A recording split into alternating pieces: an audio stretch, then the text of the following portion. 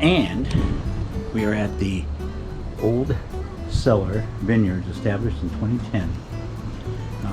We're going to do a wine tasting with these people when they get here between 5:30 5:45. And they are a Harvest Host destination. Fabulous place. And we like to use Harvest Host on our travels, and this is one of the best I've been to yet. Looks like a tornado fallout shelter, kind of. And the vineyard is there, nice. And the decor here is just wonderful. And over here is where we are parked, right on the building. Very nice. The generator's running, and yeah, it's just gorgeous here. It's a bit windy today, so you might get some background noise, but and then that way. Yeah, so we started growing grapes in 2010. We started with the 2 acres just here around the building, and then we just expanded up to 20 acres now of grapes.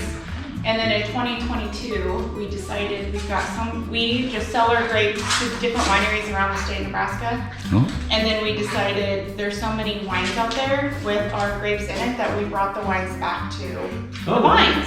That's kind of what our thought process was. So we don't make any of these wines ourselves, but they're all from our grapes from the different wineries around the state. Super. Okay. Well, that's cool. Yeah. That's So cool. it's really fun for us because my menu's always kind of changing because they come out with different wines from different wineries, and I feel like we got to kind of take the best of the best kind of that way too. So what's your name? My name is Melinda Gardner. Yep. So I actually started working out here in 2010 as a high school worker. It's my first summer job. Oh, that's cool. So that kind of ages me a little bit too, but yeah. So, and then went off to college and decided I really loved it and married my high school sweetheart, and he moved back to his family ranch here in Arapahoe too. So, so yeah.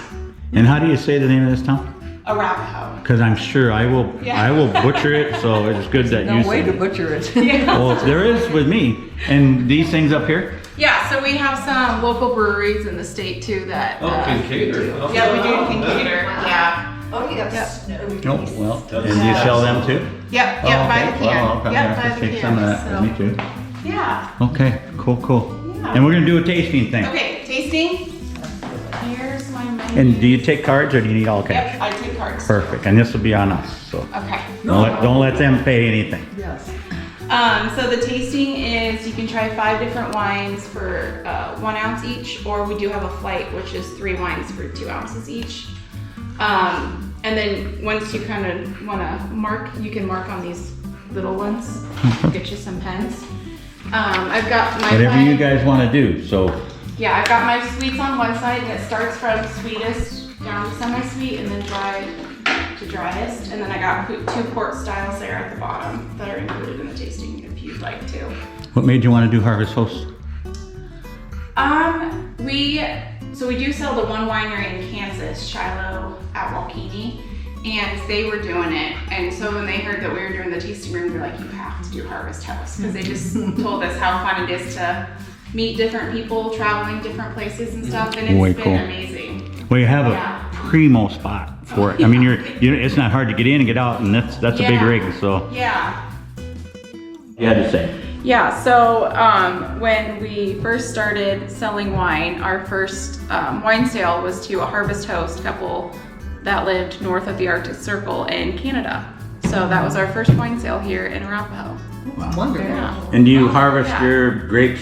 I'm grape stupid, so. Yeah. Are grapes harvested one time a year or more than once? Yep. So we just finished our harvest the beginning of this month. So we started in Oh, wow. August. That late? And it went to October, beginning of October. That- Yeah, we've got 9 different varieties, so it just depends on which variety is ready. So yeah, we do our best year ever. We did 90 tons of grapes off of this. Wow, 90 tons? 90 tons? Off of this little? Over 20 acres 20 acres. for us. Yeah. Wow. We have one variety, our Brianna variety, that just produces really well for us. So we even deliver grapes up to North Dakota and Minnesota Wow. just to get them sold. Any Well, problems with the, I know the guys up in Lexington have had problems with Japanese beetles. Japanese beetles? Not yet. They haven't traveled here yet. So yeah, every Oh, year that's I'm awesome. like, please don't be the year that they show up. So they kind of started migrating this way and haven't quite got this south yet We for can us. tell you how to take care of it. If it happens, spray with, Well, the folks up at Max Creek, Uh-huh. so you couldn't get the pesticide. And they went online and essential oil peppermint. yeah. Peppermint. They were spraying Took care with of it. peppermint, took Oh care of my everything. goodness. It made their Really? treatment smell lovely. Yeah. Well, Oh, I bet. I'd rather spray that than pesticides. Yeah, That exactly. sounds like a really Something great. to look into. Yeah. Always I'll have ask to your keep that in extension mind. agent too. Yeah. Oh my goodness. Interesting. Yeah. Yeah, we do just have like insects every other year. There's one that just like pops up. One year we had stink bugs that just, Oh, if yeah. they get in the grapes, you know, they ruin the wine, the Absolutely. juice. Not So, tons. but yeah, that's our best year. So, Average is, but average is probably 75. that's still good. How many gallons of water are you pumping into the vineyard every year? So we're irrigated. It's underground and underneath, in between each row. And I honestly I'm not the one in charge of the irrigation side, so I really don't Are know. they soaker hoses So- then? Mhm. Yep, drip line underground. Yeah. But I know, so Gary Thompson, he's the original owner and started this back in 2010. He's the one that kind of loves to take care of the yard and the watering and stuff. But he says versus his yard in town, we don't water that much more than in Really? his irrigation in his yard, just because it is underground and it's that much more efficient. Oh, wow. So do you fertilize through your drip hoses? We do. You Yep. I was just gonna say that. Yeah, we have it set up so that we can fertilize Wow. through our drip system too, to make it more efficient that way. So here's a Yeah. kicker for you. So I gotta do something that sounds, to me it's funny, but it might not be. And if it ain't, we'll cut it out. But, so outside you got a cellar.